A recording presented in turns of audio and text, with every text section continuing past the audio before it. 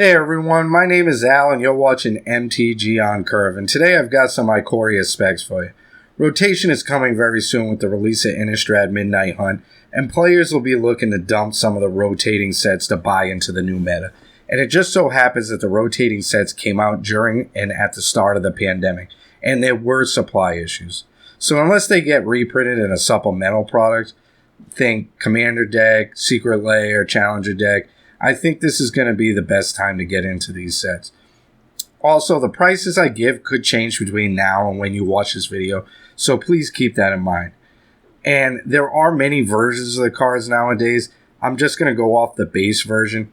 Remember, Commander players like to bling their decks out, so foils and extended art foil, promo, pre-release, all more attractive to them.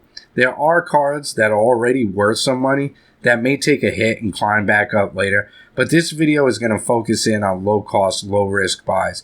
Let me know if you guys would like a follow-up video after rotation on some of the more costly cards down in the comments, okay? So let's get started with a Mythic.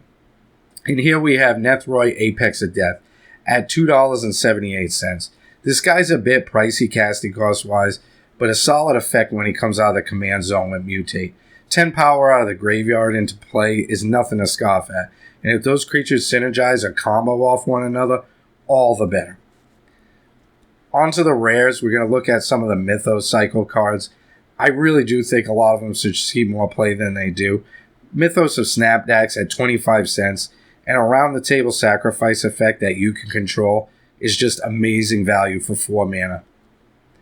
Mythos of Nethroi at 40 cents, instant permanent removal for 3 mana. Very good. Mythos of Brokos at 23 cents, a graveyard tutor that lets you grab cards out of your deck, put them into the graveyard, and then if you meet the requirement, put it right into your hand. Really, really good. And then the ultimatums are very powerful. I don't understand why they don't see more play.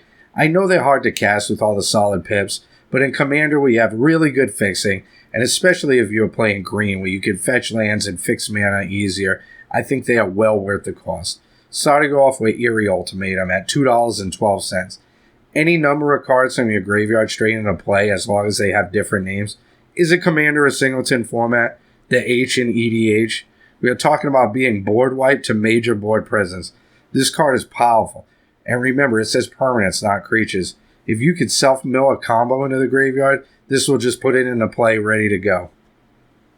Genesis Ultimatum at $1.07. This card has the potential to whiff, but also flip a game into your favor, especially if you can line up the top of your library ahead of time. Not very hard to do in Commander. Ruinous Ultimatum at $3.51.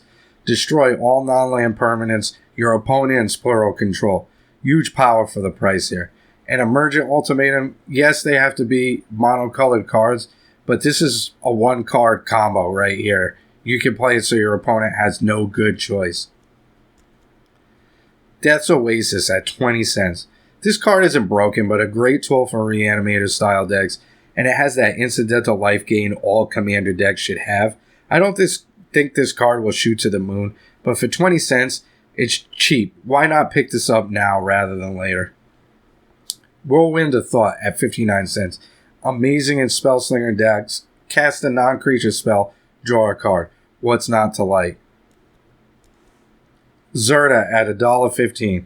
I don't think they'll be reprinting or making any more companions for a while, so long as they were very problematic for the game. So Zerta is my pick because any Commander deck that has lots of creatures with activated abilities in red and white would want this, and it can enable some sneaky combos, I'm sure. And finally, I have Bonder's Enclave at $1.79. This card is a no-brainer for a Commander deck that has big creatures in it. My Gruul players know what I'm talking about, and this is just a solid card to have in those kind of decks.